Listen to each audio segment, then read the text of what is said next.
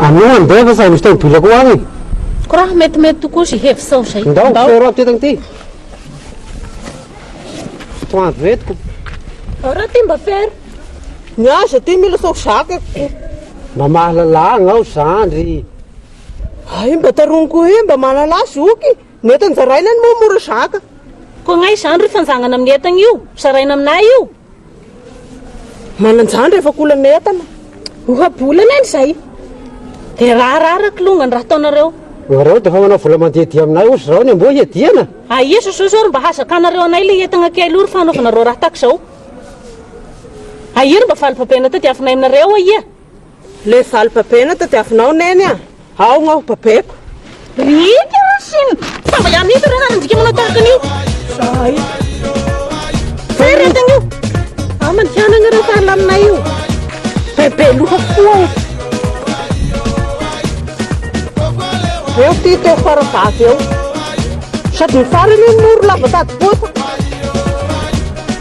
Pero. Tena zao koa hoe akory nampiroraka ny nono neny satria ary ny nono farany. Mazava ho azy. Manandrify anariko azy raha feriko.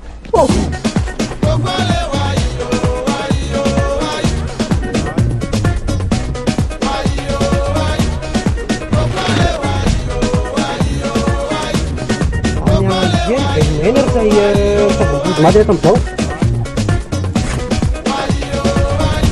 Felo!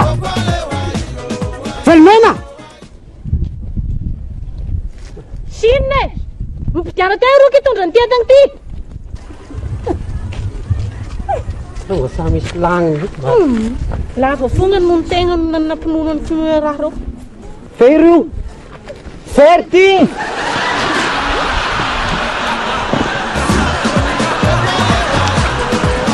Bombony fatana. Voa ino ho avy. Fona bainy io ho avy. Ndao ny pirahana. Mazava.